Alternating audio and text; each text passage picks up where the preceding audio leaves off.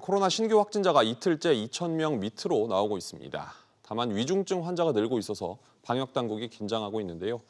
또 수능이 열흘도 남지 않은 가운데 학생 확진자 수도 늘고 있습니다. 김기송 기자와 알아봅니다. 일단 위중증 환자 얼마나 늘었습니까?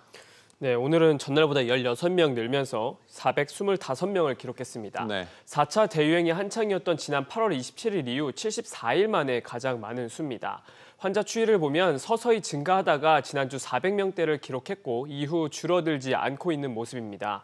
위중증 환자가 늘어난 건 신규 확진자 가운데 60대 이상 고령층 비중이 늘고 있는 데다 고령층에게 취약한 겨울철이 다가오는 계절적 요인도 있는 것으로 보입니다.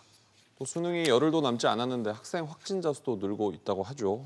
어떤 지역에서 두드러집니까? 네, 경남 창원시의 고등학교 두 곳에서 학생 16명 등 지금까지 17명이 감염된 것으로 확인됐습니다. 네. 충북 지역은 10대 확진자가 잇따르면서 이번 달 학생 확진자 비율이 전체 30%를 넘었고요.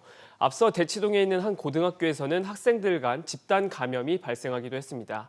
하지만 교육부는 확진 폭증에 일상 회복이 멈추더라도 오는 18일 수능은 연기 없이 치를 계획입니다.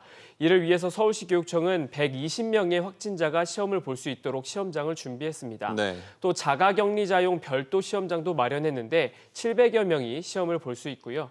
교육청은 현재 확진자 상황으로는 충분히 수용 가능하지만 확진자가 급증할 경우를 대비해서 추가로 수능 응시 병상을 확보할 예정입니다. 치료제에 대한 관심도 높죠. 먹는 치료제. 예정보다 더 일찍 나올 수도 있다는 얘기도 나오네요. 네, 맞습니다. 류근혁 보건복지부 2차관이 먹는 코로나19 치료제 국내 도입 시점이 당초 2월로 예정됐었는데 이보다 앞당길 것이라고 말했습니다. 네. 해외에서 치료제를 사용할 쯤에는 국내에서도 마찬가지로 사용할 수 있도록 할 것이라고 설명했습니다. 그렇군요. 김기송 기자였습니다.